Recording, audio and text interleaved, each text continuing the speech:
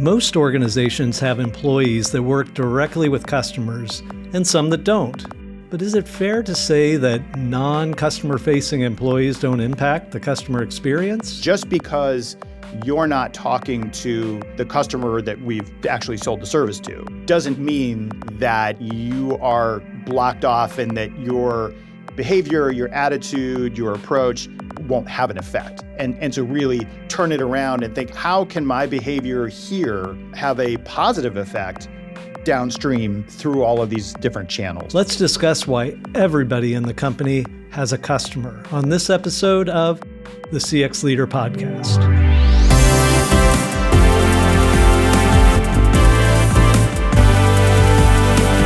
The CX Leader Podcast is produced by Walker, an experience management firm that helps our clients accelerate their XM success. You can find out more at walkerinfo.com. Hello, everyone. I'm Pat Gibbons. I'm host of this episode of the CX Leader Podcast. And as usual, thanks for listening. Now, you've heard us say this many times. It's never been a better time to be a CX leader. And we explore the topics and themes to help leaders like you develop great programs and deliver amazing experiences for your customers. Let's face it, not every person is well suited to be, quote, customer facing. Whether it's just their personality, their specific job requirements, or just their preference or personal talents, some people do better behind the scenes. And it's easy to assume the mentality that they don't necessarily need a customer-centric focus in their work. But an organization's employee experience can impact not only their perspective on why they do what they do for the company, but also the customer experience. Well, today I welcome AJ Schneider. AJ is president of Wheaton World Wide Moving, and we're going to discuss the importance of creating the mentality that everyone in the company has a customer. AJ, welcome to the CX Leader Podcast. Thank you very much for having me. Well, it is great to have you. And, as president, I know you have a broad range of responsibilities, but I know because we've met and I've interacted with you at CXPA events and everything, you have a special, affinity for customer experience. And I know that's you're kind of the chief experience person in your organization. So tell us a little bit of your background and maybe how you had a special interest in CX. Sure. Well, I'll start off by saying that it is, from a business standpoint, I think anyone who is responsible for the bottom line should have that very keen focus on customer experience because it, as you well know, it does have an impact. So from my perspective, I started off as a journalist, writing about business for a very long time. Got into the marketing communications arena and worked for various different agencies and so on. And along the way, had clients in the transportation industry, particularly household goods moving and storage. And had an opportunity to join the van line. And as part of that process, I had several roles within the company that were all focused on marketing and then kind of eased into the sales arena. And what I realized over that time frame and having different vantage points within the company, that you really can't separate the sales and marketing aspect, for example, or the operational aspect, or really any aspect of the company from the customer experience. And I think what happens in a lot of organizations is customer experience gets segmented off and it becomes a specific area. And that's fine. It works very well for some companies. In our case, it really had to be integrated because of the type of work that we do. And we can see a very clear connection between when our customers have a great experience and when they don't, and how that affects us from a financial standpoint. And so I really, over time, kind of took on that role of being the CX champion within the company to ensure that we keep that focus. Yeah. No, it does sound like it's essential to your business like yours. But tell us a little bit about Wheaton and kind of the scope of it and whether it's commercial, residential, all those sorts of things. Sure. Yeah, so we are among the 4 largest household goods moving companies in the country that specifically focus on interstate moving. So it sounds obvious, but conversely, we don't participate in local moving, Okay. right? So where we kick in is moving from state to state. And our customers are residential customers, and corporate customers, as well as the military is one of our largest customers. So we're dealing with what we call COD customers, so just people who, for whatever reason, are moving from point A to point B, to employees of corporations that are moving them for corporate reload reasons, new jobs, new positions, et cetera. Yeah. So I'm sure there are some out there saying, okay, moving. Is it really that complex? I mean, it just sounds like a truck shows up, you load up boxes, and you move. I'm kind of setting you up, but I'm sure it's a lot more complex. Yeah. What do you say to the person that sees it as a pretty simple operation? Well, I'll tell you, when I took my first job here, I was one of those people. How hard could this possibly be? But in fact, it is one of the most complicated businesses I've ever been involved with. We are an irregular route trucking company, essentially. So there's no hub and spoke model, and you've got people's entire lives going into an 18-wheeler. And the complexity comes both operationally in driving those vehicles into people's specific neighborhoods and sort of navigating all that goes into getting there operationally. But probably more importantly and more making it more complex is the emotional component that comes along with having, somebody's entire world on that trailer. Yeah. Yeah, I'm curious about that. There's got to be, in many cases, people moving because they got transferred. I mean, some are, I'm sure, excited about a move, and some are like, I wasn't expecting this. Yeah, tell me more about that. Yeah, well, and it's interesting because people move for all kinds of different reasons. Some not so good, divorce, death, illness, those kinds of things. And you're right. Some people are moving because they've got a new job and they're excited about it. But universally, there is not one person in the history of the world that has ever said, I'm really looking forward to the process of moving. Right. When they say they're excited about moving, what they mean is they're excited about when they get to where they're going. And they get settled in, right? And they're settled, right? Yeah, it's not the it's not the in between part. It's not the in between part. I get that. Yeah. So that's knowing that ahead of time triggers a bunch of, if you're going to do it well, triggers a bunch of different attitudes and processes and thoughtfulness that perhaps you don't necessarily have to have in a lot of other types of businesses. But it's really an emotional endeavor from beginning to end in our business. Yeah. Yeah. So I know in the experience field, we talk a lot about the human experience now. I think if most people on the surface looked at your business, they would not look at it as necessarily a human experience. Sounds like it is, though. Absolutely. Yeah, absolutely. And it's surprising every time because I think what happens is I think that people, our customers, don't expect it necessarily to be that. But once you get into it and, they're in that pre-stage process where they're downsizing their home, they're making the decision about what's going to go, what's going to stay, what's going to get sold at auction, whatever the case may be. I think that's when the emotional piece starts kicking in. And that's important for a number of reasons other than the obvious. What I can tell you is that customers, when they get into that mindset, between you and me, they become more difficult, frankly, right? I mean, in the sense that now all those emotions are pouring out.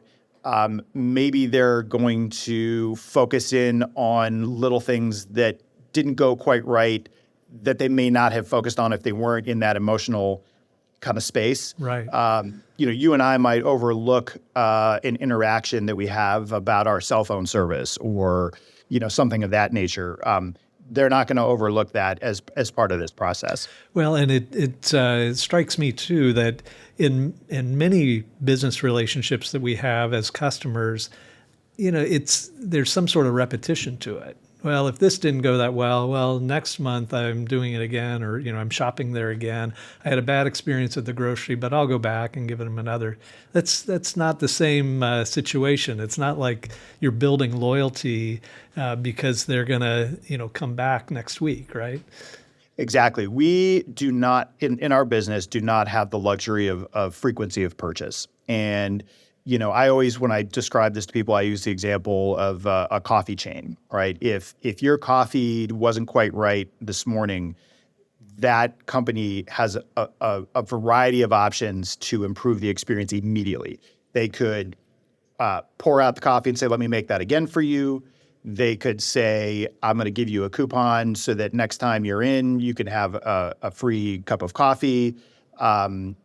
Any number of things could happen. We'll give you extra points if there's a loyalty program in place, whatever the case might be. We simply don't have that. And so what our approach is that our loyalty program is, in fact, the customer experience. They're completely intertwined, inextricably intertwined. And so if our customer, we only get one shot at it, and that shot is during the actual process. So if a customer is not having a good experience, the way that affects, you could make the argument that if they're not going to move again for another 9 or 11 years, which is about the average user of an interstate moving service, you could make the argument, well, all right, so what difference does that make? Right. But as you all know, I think that the danger there is not so much in the dissatisfaction of the customer in front of you. It's what damage are they going to do to your reputation with all of your prospective customers moving forward. And so if we don't get it right that first time for that customer, it really has a pretty damaging effect moving forward. Yeah. So, we kind of set this up as, there are people in your organization, I'm sure, that are dealing directly with the customer. And then there's a lot of behind the scenes people involved as well.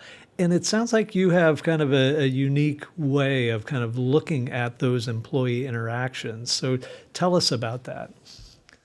Yeah, so I would say about 5 years ago, we were kind of going through our first round of re-engineering our customer experience and the process that we were employing to ensure that the customer had the best experience all the way through. And as part of that, the key piece of that is what we call our move management group. And these are the people who are assigned to a specific customer to kind of hold their hand through the entire process. So there's a series of contacts, like an introductory call, specific interactions along the way at different milestones, packing and loading and delivery and so on. And we were adding and subtracting and trying to really fine tune that process. And what we realized was that, in fact, the people on the ground who were delivering the actual experience were also directly affected by our actions and behavior here at the corporate office.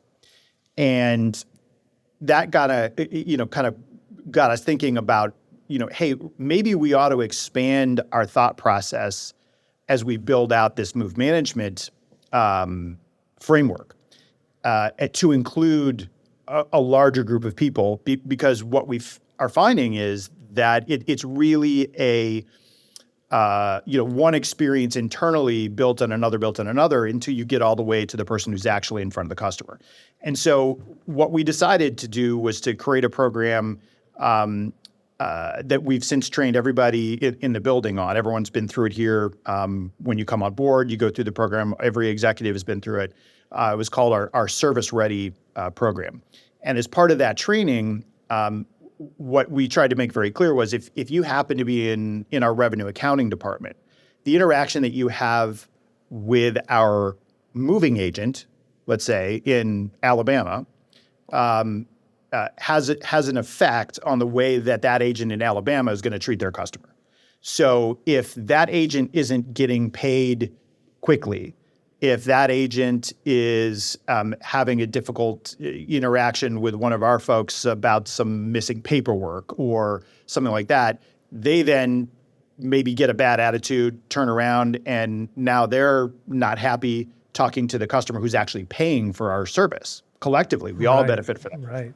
And so if you picture that in this big matrix of customers and service providers within, and if we can improve each one of those interactions, it really, sort of the rising tide lifts all boats. It really had a great effect, or has had a great effect on the end user, on the actual paying customer. So really the effort, a very intentional one, was to, as much as possible, draw kind of a straight line from every individual to how they connect to the customer. Is that a fair way to put it? Absolutely, yeah. Yeah, and to remind folks, you can't just, maybe said conversely, just because you're not talking to the customer that we've actually sold the service to, doesn't mean that you are kind of blocked off and that your behavior, your attitude, your approach, just because you're segmented away, doesn't mean that won't have an effect. And to really turn it around and think, how can my behavior here have a positive effect downstream through all of these different channels? Yeah. How did you roll that out? So it took a while. Okay. And it was a little Yeah. painful, frankly. But as we created the Service Ready program, we thought that it was really important to, as I mentioned earlier, to make sure that the executive team and the management team was kind of walking the walk. So we all went through it first. And, we made some tweaks along the way and said, maybe a little bit more of this, a little less of that, whatever the case is. And then we, over a series of months, rolled it out to all the folks at the corporate office. And it was, I would say, fairly well received. It was a combination of lecture and workbook kind of training and with visual tools and so on that folks could take back to their desks as reminders. And we focused on, I'm looking at my sign here as I'm talking to you, we focused on 4 key areas: respect, solutions, simplicity, and responsibility. Okay. And so all these interactions that we're talking about fit into one of those categories. And I won't bore you with the details, but we kind of pounded it into them and said, hey, everything that you do, you need to be cognizant of what you're doing and who the customer is and how, you're providing a respectful solution or a simplistic solution or, a responsible solution, et cetera. The problem that we quickly ran into was that, our corporate, that we only have 150 or so employees in the corporate office. And by definition, all the folks here are not, we're not lifting furniture or loading trucks or any of those kinds of things. We're not salespeople. We're not selling to the customer. And so what we did here could only have a limited effect because we weren't those other people. And so we had to find a way to then roll that out to the agency network. Okay. We have about 400 agents around the country, Yeah. who, by the way, part of what makes our business so complicated is that these are not companies that we own. They're affiliated with us, right? And so I can't force them to do anything. Interesting. Yeah. How did the buy-in take place on that? It was surprisingly good. Okay. I would say that the uptake on, again, we offered it not as a mandatory program they had to go through, but a voluntary one where we tried to explain what we thought the benefits were going to be for the entire network. And we got a really good response. And so we took that show on the road and did some regional training sessions around the country. We did them here in Indianapolis and had folks come in as training sessions. And I would say overall, it was well received. The last thing I'll say about the training piece is, and I would say the stage that we're in now, which is also difficult, is that training is great, but there has to be follow-up and follow-through because as humans, if you don't use it, you lose it kind of Sure. thing, right? And so we're now trying to figure out ways, how can we get back out there and re-energize and do that continuous learning based on the original concept. Sure, and you would deal with turnover, and there's new people in that haven't been through the program, and so forth. Absolutely.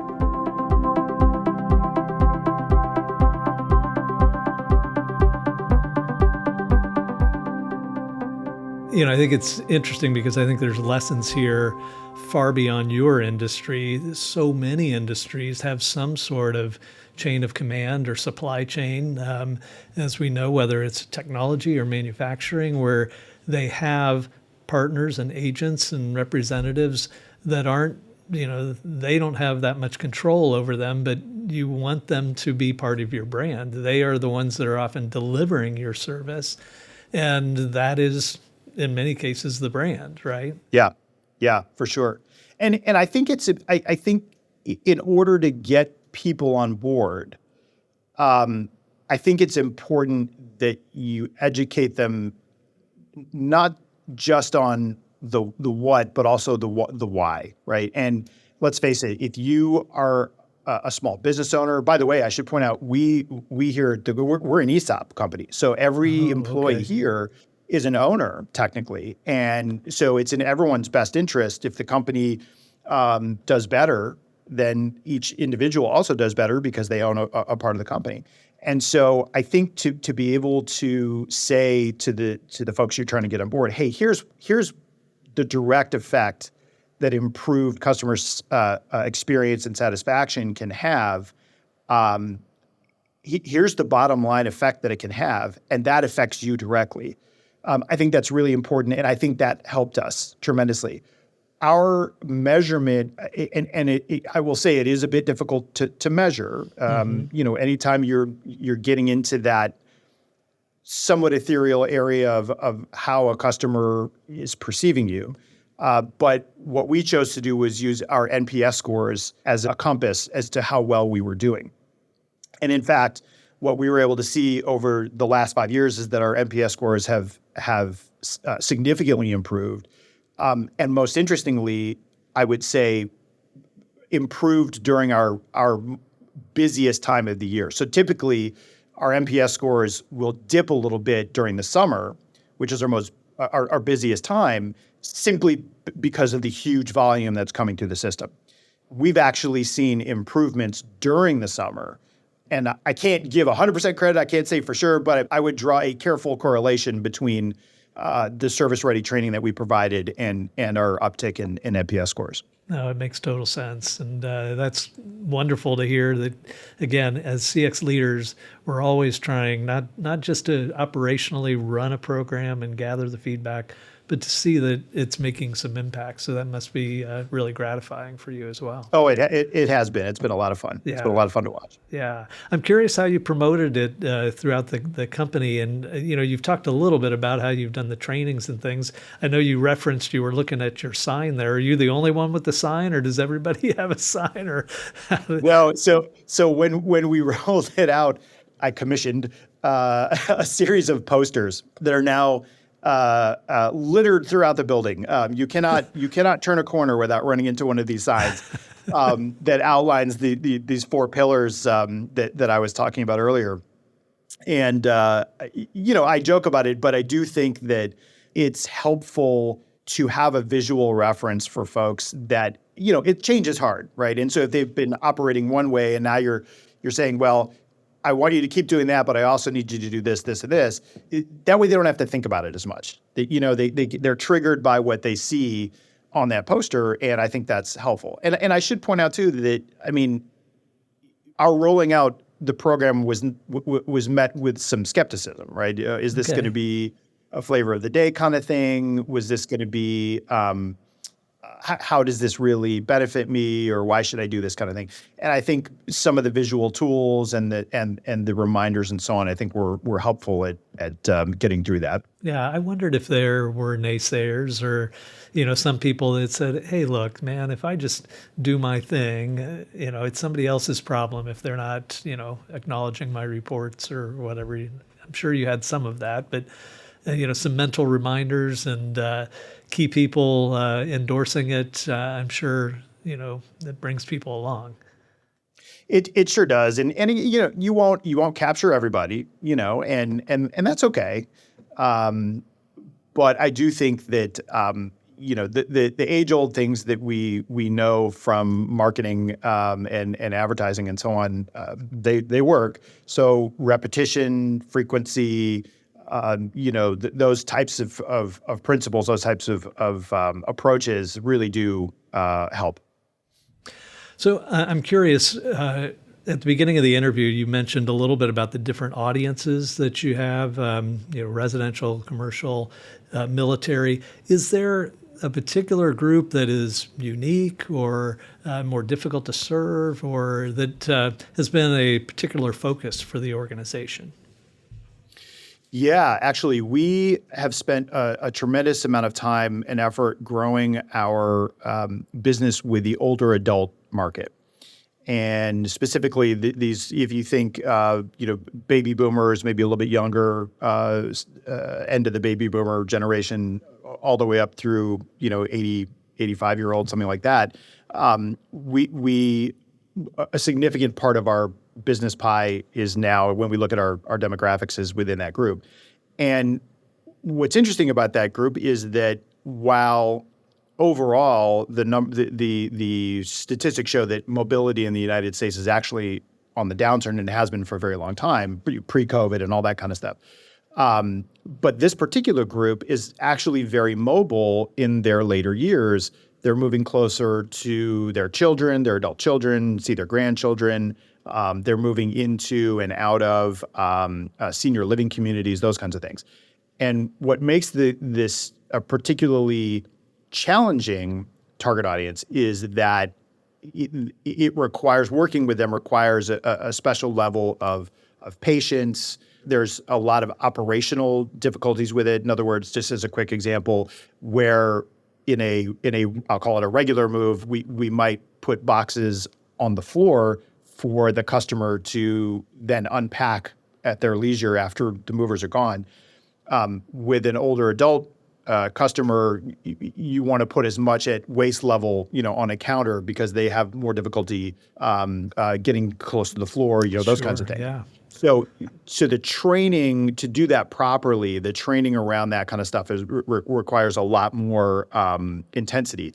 And that's where I think the service-ready concept that we've talked about has been tremendously helpful in really training folks to have that level of patience, to understand the customer better, and to see how what the movers do at the first end of the move is going to affect the last part of the move positively or negatively. So again, I come back to, it's important for folks to understand why they're doing things. This is a perfect example because it's that extra training. And by the way, we've spun off now. We have what we call silver certification, which specifically trains. They get a certificate that says they've passed certain programs, the training programs, to work with the older adult market. But showing them, hey, we have a revenue interest in working with this group, and in order to work with this group, we need to do X, Y, and Z. So it's worked out very well from that perspective. Yeah, that's interesting because. All kinds of details that you wouldn't necessarily think about, but it also not only is it just when you talk about the why is not I got to get their stuff into their house. It's I got to help them deal with this time of their life, and again, it makes it a much more human experience, doesn't it? Absolutely, yeah, for sure.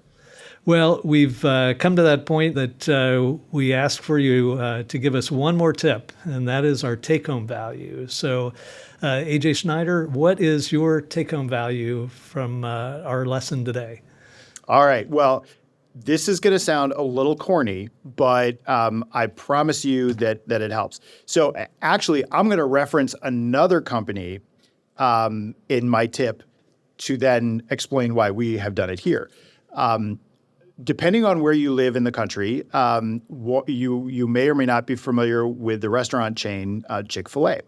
And if you are familiar with Chick-fil-A, you will note that in general, they are able to provide one of the best customer experiences that you can have at a fast food chain.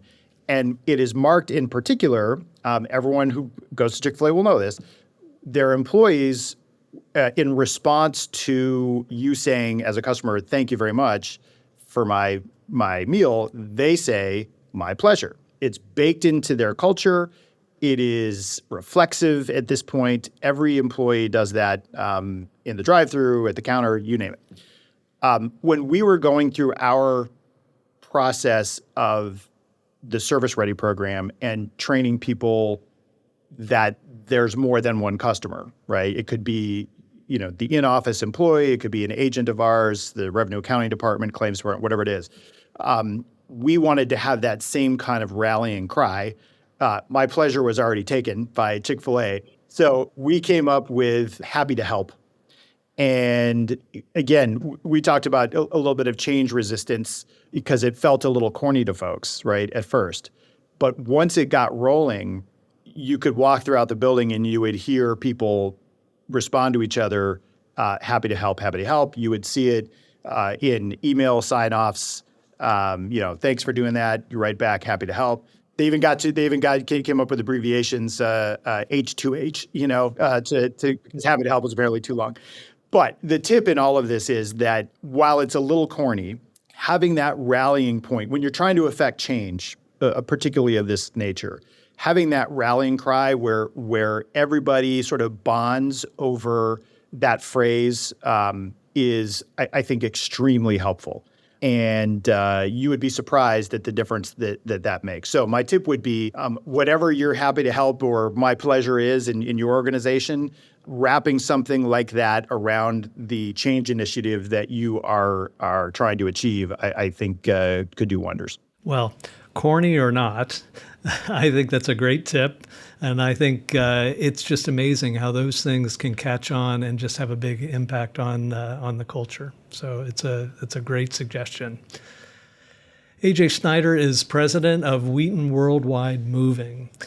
AJ, thanks for being on the CX Leader podcast. And if any of our listeners would like to continue the conversation with you or get a few more tips or run another mantra statement by you, could they reach out to you? Is LinkedIn probably the best method? That'd be great. I would be happy to field questions. All right. And if you want to talk about anything you heard on this podcast or how Walker can help you with your business's customer experience program, feel free to email us at podcast@walkerinfo.com. Remember to give the CX Leader podcast a rating through your podcast service and give us a review because your feedback will help us improve the show and deliver the best possible value to you, our listeners. Check out our website, cxleaderpodcast.com. You can subscribe to the show. You can find all of our previous 297 episodes. You can find our podcast series, our quick tip editions, a link to our blog, which we update regularly, and contact information so you can let us know how we're doing. The CX Leader podcast is a production of Walker. We're an experience management firm that helps companies accelerate their XM success, and you can read more about us at walkerinfo.com. Thank you for listening, and remember, it is a great time to be a CX leader. We'll see you next time.